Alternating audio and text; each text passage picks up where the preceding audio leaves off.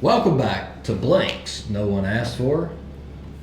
And in today's episode, a few Americans will be reacting to Rugby Explained for American football fans. So this video is for three Zach before specifically. the Zach specifically. So I know very little about football to begin Lies. with. So He knows how I'll to be score learning a field down and a touch goal and intersection. yep, there you go. I'll be learning two sports today, but since our hardest hits video for rugby, this one was suggested so that we can understand the rules a little bit better.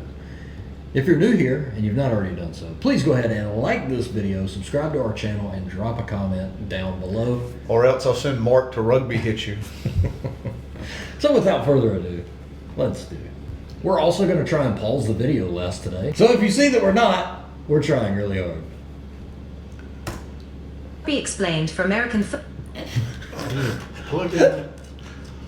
Dumbass. football fans. All right, to get things started, I want you to picture one of those wild plays at the end of some football games when there's no time left on the clock and the team with the ball needs to score a touchdown. So it's basically a Sorry. Every time I see that one play, I just think, the band is on the field! The band is on the field! The band is on the field! What college football game was that? Stanford, Cal, 1982? 1983? So impressive. Yeah, we might need to go take a picture of that so you can see what we were talking about. Yeah. 'Cause they probably have no clue. Yeah. They get it to Roger. They give it back now to the 30. They're down to the 20.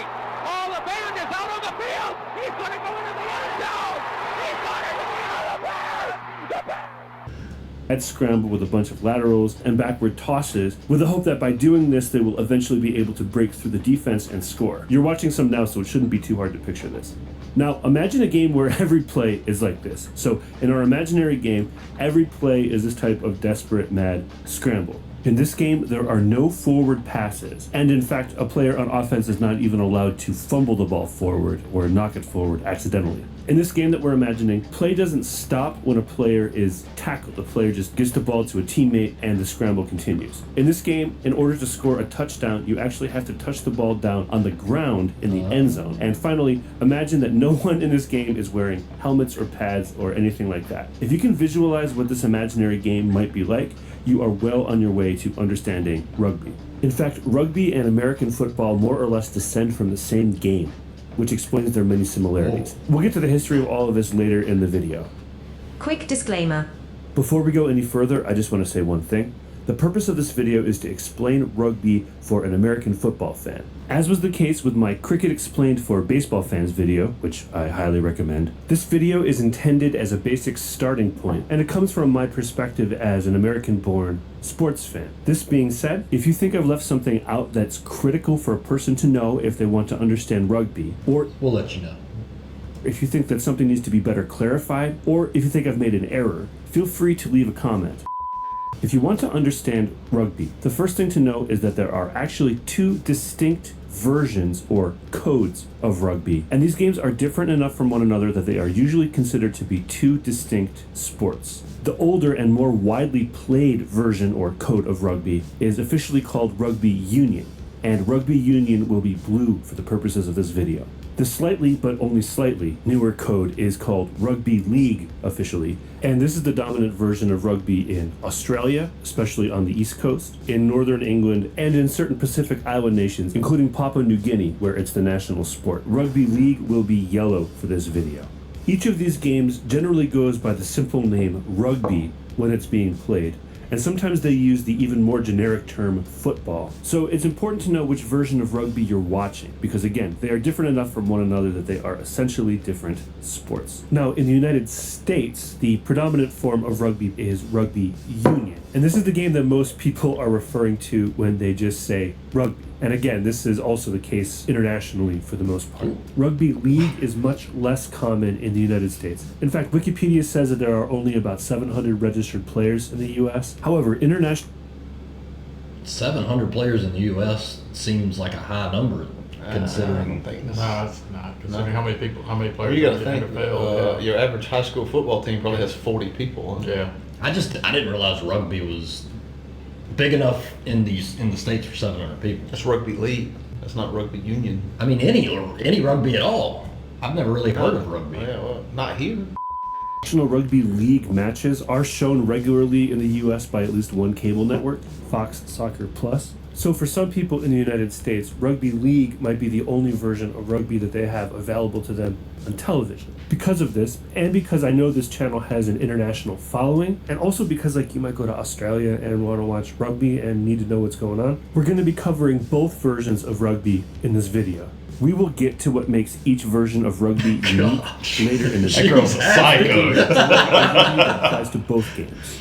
General overview. Rugby, in general, is a contact sport played without pads or helmets, contested between two teams of either 13 or 15 players, depending on the version of rugby. There are 7-a-side and 9-a-side versions of rugby. These are shorter and faster-paced versions of the game that are often played at festivals. Rugby is played on a field that is 100 meters long and at least 68 meters wide. Okay, so how does that compare to? So your football field is 100 yards long. 100 yards.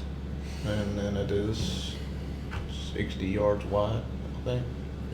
So that's 109 yards long and at least 74 yards wide. Probably tell The us. field has markings at various points, and the markings are different depending on the version of rugby being played. These markings do have some significance within each game, but on the most basic level, the markings on the field are your best clue as to whether you're watching rugby union or rugby league. Regardless of the version of rugby being played, the center line on the field is called the halfway line, and the goal lines are called the try lines. At each end of the field is an in-goal area, which is what we would call the end zone. The in-goal areas have a set of uprights that are called goals, and the out-of-bounds area is called touch. So where we would say the ball went out of bounds, they would say it went into touch, or that it's in touch. A rugby match begins similarly to an American football game. There is a coin toss to determine who kicks off, and the team that receives the kickoff attempts to move the ball down the field to score, while the team that kicked off tries to stop them. The team with possession of the oval-shaped ball is allowed to move it by running with it, kicking it, or tossing it laterally or backwards. Forward passes are not allowed, and an offensive team is not even permitted to play a ball that has been knocked or fumbled forward, even if the knock or the fumble was unintentional. You are allowed to punt the ball forward. The punt is often used to clear the ball out, similar to the purpose of the punt in American football, but the punt is also used offensively in rugby, which makes it the closest thing to the forward pass in American football. Just like in American football, defenders are allowed to make contact with and tackle the ball carrier. Once the ball carrier has been brought to the ground, the tackling defender is required to release the tackle, and the ball carrier is required to give up the ball, which usually involves getting it to a teammate to continue play. The rules governing exactly what happens after a tackle has been made differ depending on which version of rugby is being played, and this is the biggest difference between the two codes of rugby. So we're going to be looking at this topic of what happens after a tackle in its own section later in the video. Alright, let's talk about scoring. The objective in rugby is to score points, either by kicking the ball through the uprights, which is called a field goal, or by bringing the ball past the try line and touching it to the ground, which is called a try and is very similar to a touchdown. Just like the touchdown in American football, a try is worth more than a field goal, and after a team has scored a try, they get a free kick at the goalposts, which is called a conversion. A team can also score points via penalty kicks, which are uncontested kicks at the uprights that happen after penalties, similar to foul shots in basketball. The number of points earned by all of these things differs depending on which version of rugby you're watching. After points are scored, the team that got scored on kicks off to the team who just scored. So yeah, they go hard. A rugby player is only allowed... Huh? Rewinding it? That's the opposite of what I thought it would be. Yeah, right. Yeah. off to the team who just scored. Points are Also scored. The French. team that got scored on kicks off to the team who just scored. So yeah, they go hard. A rugby player... That's opposite. So like, if you and I were playing football and I scored on you, then I would kick off to you following that. To give me the opportunity to have the Yeah. ball. Yeah. Whereas rugby, you just give me the ball back. Wow. You So gotta if get you it back. score, you've got the advantage. Yeah. If you keep scoring, you just always Yeah. have the ball. Yeah. Interesting. is only allowed to make a play on the ball or influence the game if they are onside.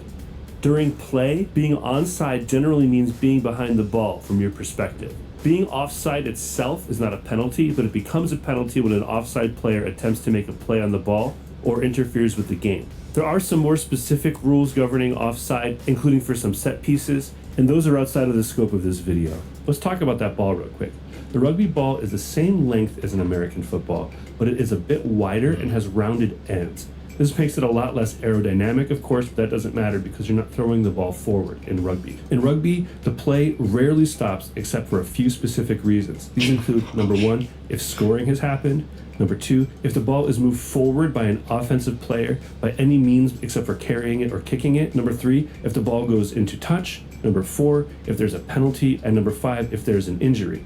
Otherwise, play pretty much keeps going. So in this sense, it's a much more kinetic game than American football. When play restarts after being stopped, it is generally restarted via something called a set piece. If you play soccer, you're familiar with set pieces. The main set pieces in rugby union are the line. See, that's like this. That's It's like cheerleading. Yeah, cheerleading rugby. And the scrum, which looks like this, and is how play is restarted after certain minor infractions, or when the ball becomes unplayable but stays in bounds. The scrum is intensely physical in rugby union, and there are strict and specific rules governing the scrum. In rugby league, the scrum is the only set piece, so it's how play is restarted anytime it needs to be restarted.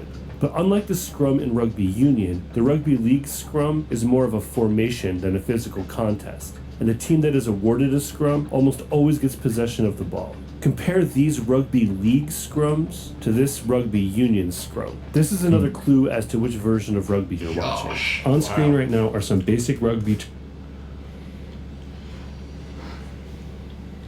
Zach knows none of these terms. He's trying to understand. Yeah, I'm gonna be a rugby and football expert by the end of this episode. Yeah, Okay. the sports ball. Okay. terms and their American football equivalents. This is for you to use as a reference. Take a screenshot if you want. Beyond all this, the details of the game that you watch will depend on the version of rugby that you're watching. But before we get to all that, I want to do a quick history lesson so you can get a sense of why rugby and American football are as similar as they are. A bit of history. The easiest way to start the history portion of this video is by acknowledging that most forms of football played around the world trace their roots back to the football games played in medieval Europe, and medieval England in particular. These games belong to a wider category of game that has been played around the world throughout history, in which two groups of people, and it's usually a large number of people, compete with one another to kick, carry, and or toss a ball or other object into some sort of goal or across some sort of line or into some sort of goal area, almost always through violence. This type of game was already known by the name football in England by the 1300s, and the name football appears to have been in wide use by the 1500s. Today, these medieval games are often called mob football to evoke the chaos and anarchy that defined them. And football was often banned by kings and within various jurisdictions due to the destruction and injury that it brought. By the 1800s, this type of game was being played in a more organized way at schools and sporting clubs throughout the English-speaking world, including the United States and Canada. Up until the mid-1800s, each school or club played by its own rules, and these rules could differ greatly, so when schools played against one another, they had to agree on the rules of each individual match. Eventually, standard forms of football developed, and the first one to catch on widely was a version played at the rugby school in England. This is the game that the modern forms of rugby descend from, and it was the version of football that directly inspired what we now call football in America. McGill University in Montreal was the first North American school to base their rules on rugby rules, which had been brought to Canada by British soldiers. Harvard University's football team then learned this version of football during a series of matches between the two schools in 1874. Rugby-style football soon spread to other universities, including Princeton, Yale, Tufts, Columbia, and the University of Michigan, and quickly became the most popular form of football in the United States. Some of those guys look like they worked at Krispy Kreme. These are all great years in history. Krispy Kreme. They had the Krispy Kreme hats on. Oh. States. In fact, for the first few decades of American football, the terms rugby and football seem to have been used interchangeably. And when we look at the rule books from the time, we see that early American football resembled rugby much more closely than what we would identify as American football today. And even though American football has evolved into its own distinct sport, there are still some vestiges of its roots as what you could call a variation on rugby football. For example, we still call this a touchdown, even though we are long past the point where a player has to actually touch the ball down on the ground to score as they do in rugby. Alright, I hope knowing that bit of history helps put everything into context. Let's go on now and talk about the most significant difference between the two codes of rugby. The biggest difference between rugby union and league. As you could tell from the general overview, the two codes of rugby share a lot in common, and the majority of their differences are easily explained. And this makes sense because up until 1895, there was only one code of rugby. The split happened because a group of teams in northern England felt that they were being overlooked by the London-based Rugby Football Union, and also because they wanted to get paid. It seems unthinkable today, but the idea of a full-time professional athlete is actually a relatively new thing. And this topic is interesting enough that it probably deserves its own video. So let me know in the comments if you would be interested in that video. Anyway, so in 1895, that group of teams in Northern England created their own governing organization, which eventually became known as the Rugby Football League. And the two codes of rugby began evolving independently of one another.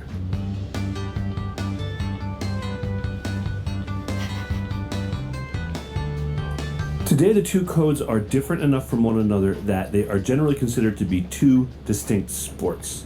We covered most of the differences between rugby union and rugby league already, but there's one difference that to me is significant enough that I think it deserves its own section of this video, and that is what happens after a ball carrier has been tackled. This fundamental question has a dramatic effect on the strategy, gameplay, and overall flow of the action in rugby. And ultimately, this question defines the distinct personalities of each game. You'll remember from the general overview that a tackled player in rugby is required to give up the ball, and the tackling defender is required to release the tackle. This applies to both rugby codes. What happens next is unique to each game. Let's get into it, and we'll start with rugby league because rugby league operates much more like American football after a tackle. In rugby league, which again is the one that's more popular in Australia and has the field similar to American football, each team can only maintain possession of the ball for 6 tackles. So this is similar to the 4 downs in American football, but you can think of it as 5 downs because they consider the tackle after a punt or a kickoff to be the 0 tackle. I hope that makes sense. Anyway, in rugby league... Does that make sense? Makes sense. Okay. Yeah, that makes sense. It's so basically like a kickoff in American football. Once you get hit on the kickoff, It doesn't count. then you have 5 downs to score. Instead of 4 league, downs. after the ball carrier has been tackled, the defense is required to clear out at least 10 meters and allow the offense to play the ball uncontested. This is officially called the play the ball. So you can think of rugby league as having a 10-meter neutral zone after each tackle. I would like to bring attention to the difference in the team mascots that have flashed on the screen thus far. We've got the Dragons and the Roosters. The previous screen was the Rabbits. Like... All I can see is some cheeks right there. The exception to this are 2 defenders called the markers, who are allowed to be near the ball, but they're not allowed to interfere, so I guess they're there to keep the offense honest. I don't know. Any defensive player besides the markers who has not retreated 10 meters is considered offside, so they have to get onside before they're allowed to affect the game in any way. In rugby league, there are no first downs, so a rugby league offense has to score before its 6th tackle, or else it gives up possession. This means that if a team is on its 6th... All right, and we're saving all our pauses for the last half of the video. Could you imagine, it's hard enough to be a referee in American football. Could you imagine trying to referee this barbarianism? Yeah. I don't mean that in a bad way. It's Trying to keep up with maybe it. there is no referee. It's Free for all. have at it. Just don't kill me. Just We'll be fine. kill each other. tackle and is not close to scoring, the team will usually just punt the ball away like in American football. The difference, of course, is that the punt is a live ball in any form of rugby. So if a member of the offense catches it, they can try to score or at least push the ball as far as possible on their final tackle, as opposed to American football where a team fully gives up possession by punting. If a team does not score and gets tackled a 6th time, they become the defense and have to clear out 10 meters so that their opponents can play the ball uncontested. Real quick, because I know it will come up in the comments, I will say that there are a few ways that a team can get a fresh set of 6 tackles, and those are outside the scope of this video.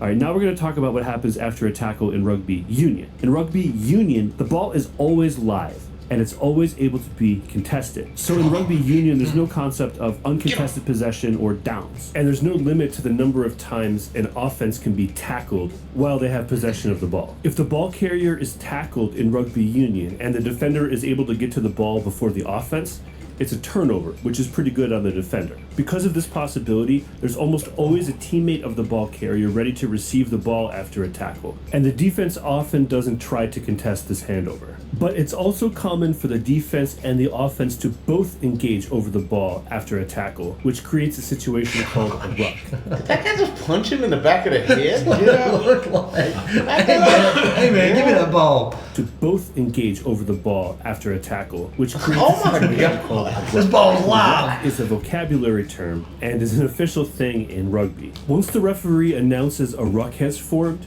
there are strict rules governing what is allowed to happen to keep things from becoming a violent free-for-all. For example, players are required to remain on their feet during a ruck, and players can only join the ruck from the back, from their perspective. The most significant rule, maybe, is that players are not allowed to place their hands inside the ruck, which means that players need to use their feet to bring the ball to the back of the ruck, and or players need to physically push the ruck or engage with the bodies of the opposing team so that a player at the back of the ruck or from outside of the ruck can pick up the ball. Rucks are often resolved quickly, but It seems like a good opportunity for some like fractured ankles or Yeah, my ankles are tweaked. something. I was like the rugby centipede. Sticking your foot in there and trying to get that ball does not seem like a smart idea. Howard just punched him in the back of the head.